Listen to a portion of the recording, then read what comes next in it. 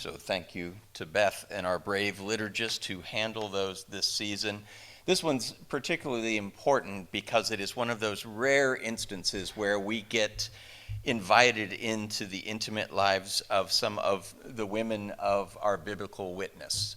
We do not have that very much in our Christian tradition, either biblically or the other writings. It is almost exclusively male, and it's very rare that we get invited into to a woman's experience and to hear what they might teach us about God and about ourselves. And because of that, we miss out on some powerful, some important voices that could help us and deepen our faith.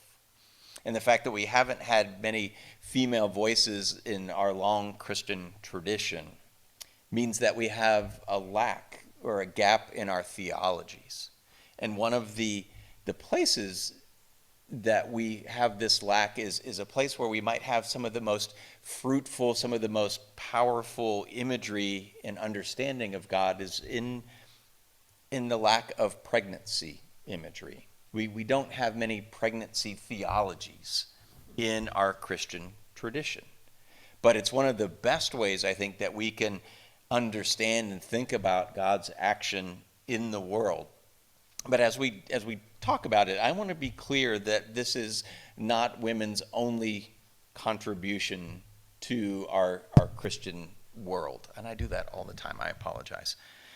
That if we say, thank goodness for women in our Christian tradition because they teach us about what it means to have a womb, then all we've done is reduce them to just being a womb, and we're not going to do that. But I want to say that in this particular text, the idea of pregnancy and what it means to be expecting is very much an Advent kind of conversation. Advent, and we know this, literally means to be waiting, to be expecting, to be looking forward to the arrival of someone or something, and that is very much kind of a pregnancy experience. And so I feel grateful this morning, blessed to have this moment in our Christian year where we get to witness the reunion of two women who are expecting, and to be invited into what is kind of an intimate moment that teaches us about who God is and how God acts and works in the world. And I want you to just take a minute and think about how Mary and Elizabeth are different. So how are they? I'll ask you. How are they different? Age, absolutely. So Mary is quite young, and Elizabeth, by all accounts, is not young. Older, yeah. Yeah, well, yeah, I think they're different. I mean, Elizabeth, as it's told, desires a child and has for years and years, much of her life, but Mary, maybe not so much. Yeah. So even though they are connected, and their family, their kin, but they're also quite different. I recently ran across an article, and maybe a few of you saw this, that a woman who was in her mid-70s, I think 73 if memory serves, recently gave birth. And at least one person rolled their eyes in a quite dramatic fashion. And so I want to imagine, I mean, I'm 53, and the idea of having an infant in the house is terrifying. But and that's just from a male perspective. I can't imagine what that experience would be like for a woman who had the gift of years. We'll say it that way. So it is a remarkable setting that we have happening here.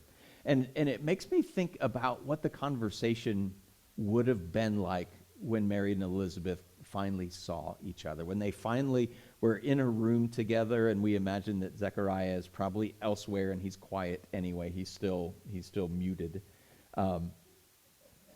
Yeah, that sounds like a remote control, doesn't it? Like somebody pressed the mute button on Zechariah, but he was mute at that point, not speaking.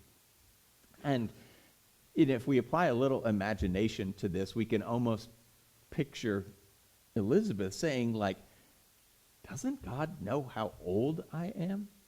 Like, I wanted a child, but now?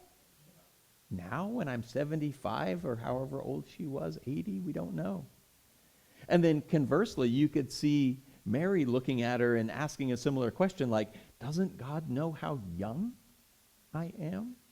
And I'm not sure that I am ready for a child right now. And it makes you wonder, did they laugh together a little bit? Like sometimes the only thing you can do when presented with challenging situations is find the humor in them? Or did they cry together, or maybe a mixture of both of that? But what we do know is that when they came together, when they reunited, that they rejoiced in each other and what God had done. And so much so that the imagery to how deeply they rejoiced is that even the babies in their wombs rejoiced. And so that's telling you, it's deep inside that even the babies were celebrating one another, which is kind of a cool image, frankly.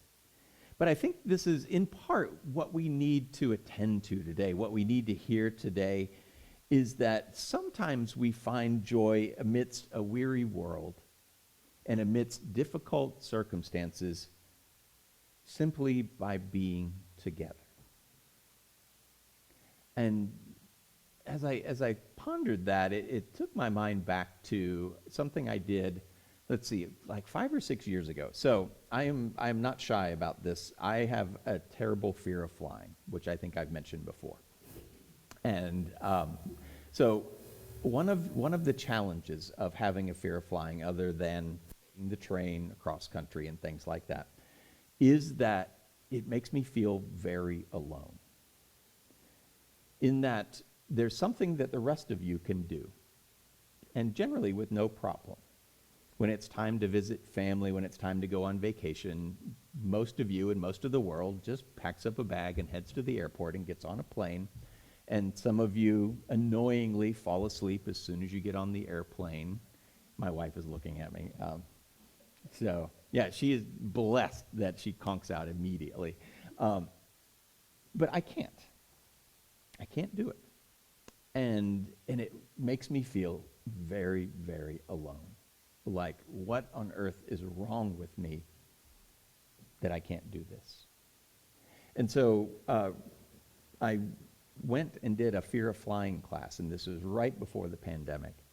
And walking into that room was one of the more remarkable experiences I've ever had, because I went from feeling like an aberration, like something was very wrong with me, into a room where I looked around and there were people there, and they were gay and straight and black and white and male and female and in different ages, 18 years old, 80 years old, and everything in between.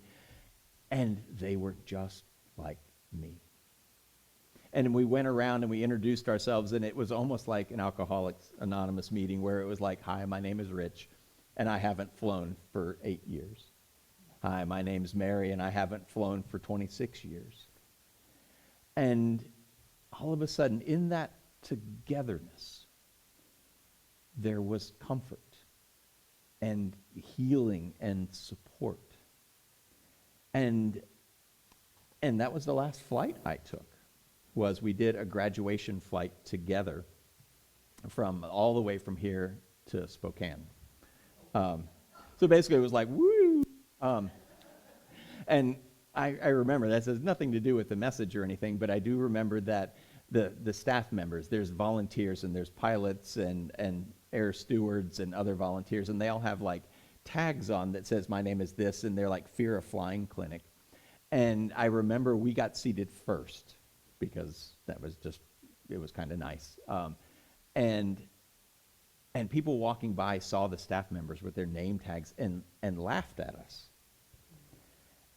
And I didn't care. And I don't think anyone in my group cared because we were connected and we were together. And so that sense of rejoicing in togetherness because we realized that we weren't alone is part of what I think this text is about. Where think about Elizabeth, how alone she must have felt. Zechariah is there and he's not speaking. And she was something that people had never seen before. Right? She was 70 or 80. We're not told the exact age, I don't think, and pregnant. And so how many people would have been, if she walked down the street pointing and whispering? It's part of the reason I think that, we're told she went into seclusion for 6 months. We're not told exactly why. It might be that she had lost children before and she wanted to just be healthy and not stress her body or anything like that. But I wonder if it was also because she felt so strange, like an aberration, like something unwelcome in the world. They hadn't seen that before. And it's not until Mary shows up and they join together that Elizabeth is drawn out of her solitude and they're able to rejoice together. And I know one of the results of the pandemic, a lot happened during the pandemic, and I know we get tired of talking about it, but one of the things that has come to light is what they call the pandemic of loneliness. That even though we live in a community in a world that is very crowded and we are so connected in so many different ways, but people are probably as lonely as they've ever been. And we all are aware that we can be very alone in a very crowded place. And I think today is a reminder that we desperately need each other. And not in a superficial, nice to see you kind of way, but in the kind of way where we are able to be together authentically and to support one another for all the ways in which we feel like we are broken or an aberration. And I'm not sure I'm articulating that well, but I hope so.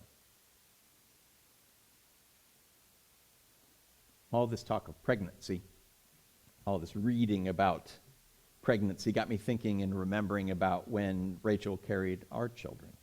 And one of them, I just asked her a few minutes ago, and she can't remember, so I think she's blocked this out.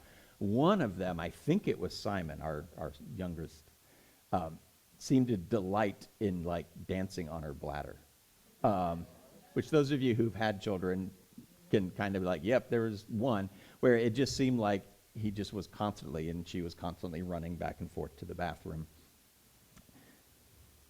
My sister had twins, and they were big twins, and she was very pregnant.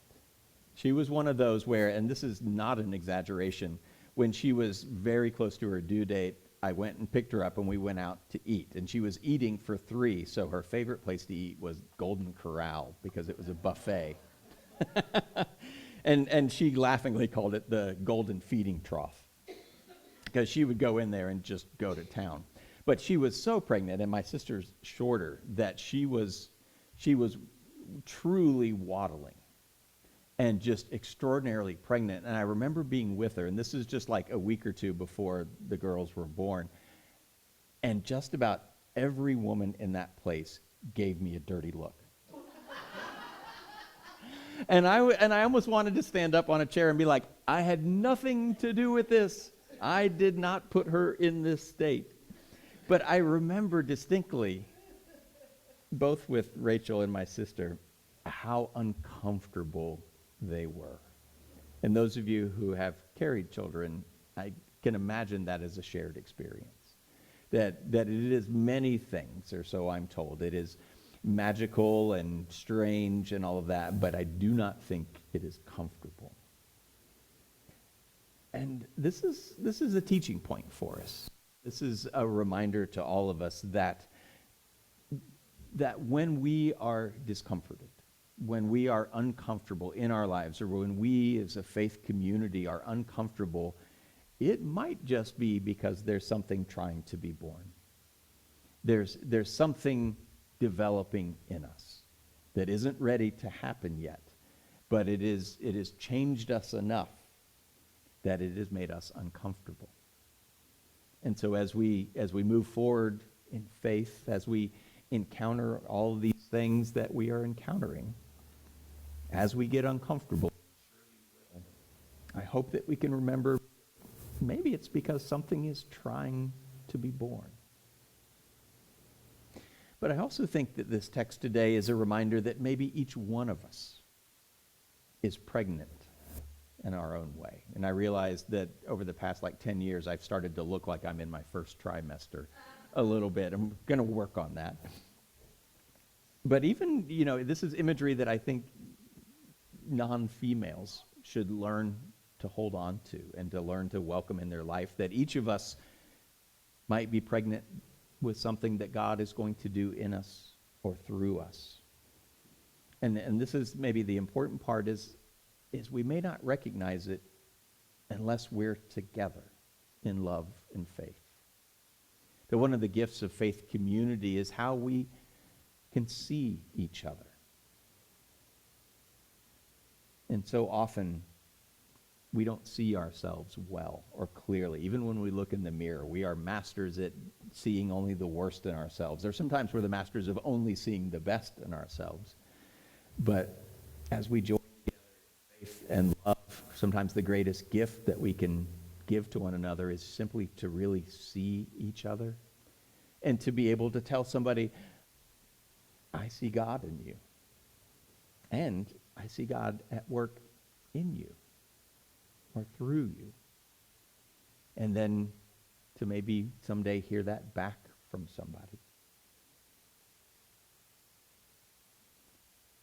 For now, for this morning, this beautiful second Sunday of Advent, the Sunday of peace, I hope that we can give thanks for the gift of these two women, these two faithful souls, for what they teach us.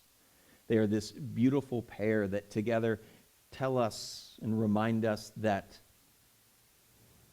in Elizabeth's case, and maybe ours, that sometimes God acts even when we think it's too late.